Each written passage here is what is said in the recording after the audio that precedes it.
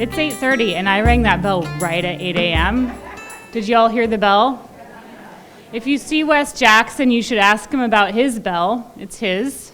And he had it refinished, and it's from a little town not far from here, and was a gift from the Evans family. So it has a story. Surprise! Wes Jackson has a story for the bell. I'm going to start. Here we are.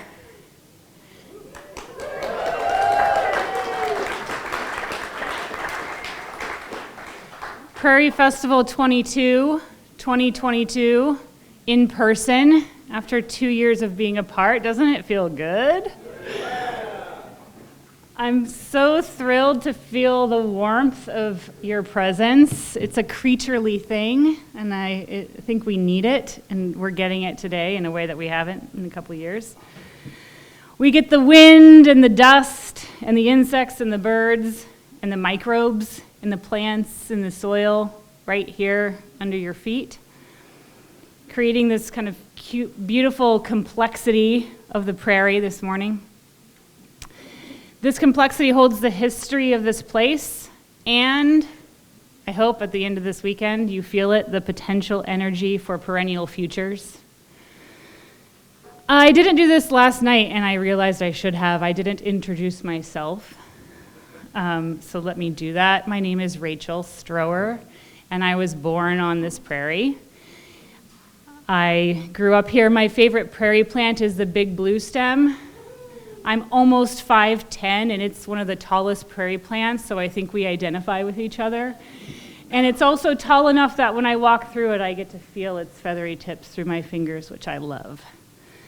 I'm also president of the Land Institute, which is a great honor to lead this group of scientists and technicians and people engaged in this perennial movement. I am the leader of a scientific organization, and I am not a scientist. It is not my job to do the science. It is my job to alchemize the genius of this place and the people in it, and help steward and guide it into the world and into the future. And I do that humbly and sometimes with a fair amount of terror. I want to acknowledge some histories of the movement through this prairie land and this particular space. Wes and Dana Jackson and a group of early Land Institute interns built this barn with their hands and some tools from mostly reclaimed and or free material. By Wes's calculation, the overall barn cost something over $500, but likely under $1,000. Another story you can ask Wes about if you see him is the story of these poles, which were cut at the wrong length by someone who will go unnamed. I also want to acknowledge that Henry Tarmy, a friend of the Land Institute who's not here today but has been to many prairie festivals in the past, painted this graphic on the wall.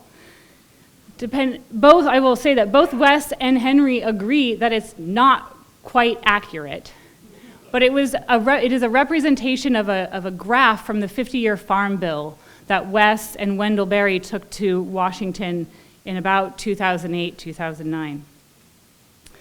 It's been used by many to tell various stories over the years, so despite its inaccuracy, has been very useful. I want to also acknowledge that the late miner Seymour built this stage with his hands. It was his way of contributing to the mission, and for its foundation, we are forever grateful. His presence is missed and also felt. I acknowledge the prairie ecosystem that evolved over deep time with humans through fire and grazing, with hundreds and thousands of bisons, countless other mammals, reptiles, birds, and invertebrates, all fed by the prairie roots that hold and build soil. I also acknowledge again, as I did last night, the people who gathered on and traversed and stewarded this ground before the land was usurped, divided into squares, and owned. The Kaw, Pawnee, Osage, and other indigenous peoples whose ancestors farmed in the river bottom and who exist and persist in dynamic relationship with this land still today. These roots are also grain agriculture and farming communities. Any farmers here? Yeah, good. Including the city of Salina as a regional trade center with Euro-American colonization and industrialization, featuring widespread tillage into annual agricultural systems. The first Prairie Festival was held at Sam and Terry Evans Farm just north of town. David Brower from Friends of the Earth was the featured speaker. Since then, our signature perennial public event has drawn thousands of attendees worldwide. Some repeat Prairie Festival speakers have become famous over time and return to ever larger crowds.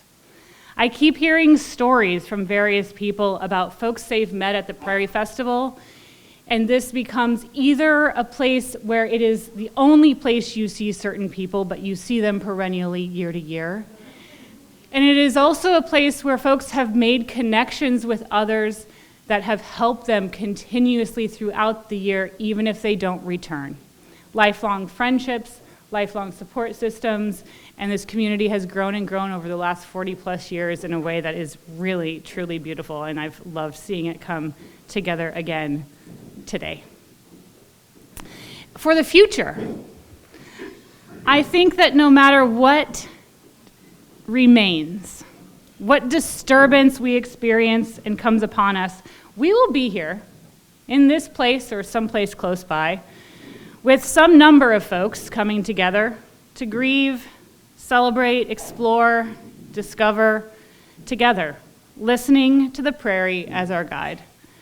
In the future, I hope there will also be similar festivals in other places where folks in those ecosystems are gathered in their way and with their own teachers and students listening to the river, the forest, the desert, savanna, mountain, valley, and sea as their guide.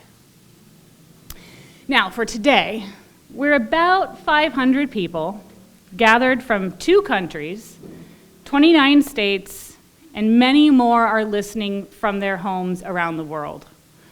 Among us today are my colleagues and fellow co-hosts. You see them all wearing a bandana, so ask them questions and get to know them.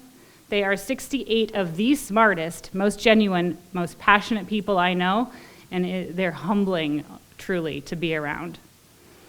While you're at it, you might also thank them for their tireless work to provision a perennial future and for their efforts to create this event and program. Raise your hand if this is your first time at the Prairie Festival. Yay! Welcome. Welcome. We raised the hands in a staff meeting earlier this week, and 30 to 40% of our staff have never been to a Prairie Festival. We've grown a lot over the last 2 years, so welcome to them as well. Raise your hand if you've come before once or perennially over decades. Yeah, good. So you all can help explain to the new folks what might or might not be happening here. Welcome. So this festival is a program of the Land Institute. It's a part of what we do, and we're so excited to be continuing it this year. We've titled this program New Roots, Growing a Movement from the Ground Down. I'm running out of time. It took too long. So I hope you're all ready for something new. We have curated opportunities for emergence here, and we are depending on you to help us spot them when they happen. New tools, new imaginations, new rules, and new pathways are desperately needed. And I think we have the best chance of discovering and developing those new tools together across differences and with the ecosphere as our guide. Roots, because roots help our imaginations race slowly toward the truth, toward ecological limits, toward connection. They are regenerating and resilient. Roots are dynamic, connected, changing, and stable. Roots, because on the prairie they are deep, and we cannot discover what we do not seek to know deeply. And these new roots need to grow, to be discovered, sowed, nourished, and tended until they are alive with a movement. A movement of people, or a diverse movement of movements of people, who come together to align their superpowers and advance their shared goals. The outcome, a reconciliation of the human economy with nature's economy. Intersectional forces aligned and synergistic, but never the same. The complexity of our challenge requires it. Movement for this purpose also represents motion, change of matter from one place to another, or change in a system, the change of culture, a society, a way of being, including all the discomfort, the pain and grief that comes with it. And movement representing the dancing and music kind, the movement of people over time, a movement through history, and moving as change on top of change on top of change, in a never-ending cycle with and without humans over deep time. This movement has a rhythm, like a ritual, patterns that don't have a clear functional purpose, but that hold us together in a way and for long enough that we can harness nature's innovations within us. Finally, all this motion and growth through change needs the clarity and courage to lead us down. Back home to living and thriving within ecological limits. To deeply know our roots and human selves within the context of our histories, and with the knowledge that our future is not predictable, but is rapidly approaching. So in closing, sorry, I maybe should have paused.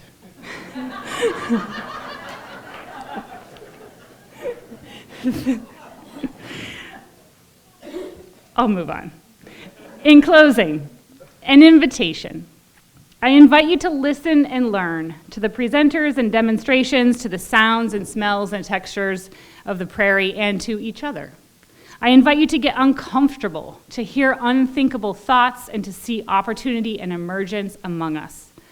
I invite you to be comforted by the prairie and by each other, by pancakes and music and dancing and the wonder of this place. If you happen upon a cicada shell mounted to the side of a bur oak tree, I invite you to stop and ponder the impossibility of a creature that was born on the tree, moved to the soil, spent 7 years living off roots, emerged in synchrony with others, crawling and then flew, sang and reproduced, a beautiful, unimaginable metamorphosis and life cycle. I invite you to share with us your perspective, your grief, your joy, and your sight. I invite you to stand on this prairie foundation, the roots, the plants, the perspectives, the foundation and seeds that have been developed over the past 46 years at the Land Institute, the foundation of courage, whole science, deep time, and a relentless determination to find and develop tools for a humanity within ecospheric limits. Welcome and enjoy.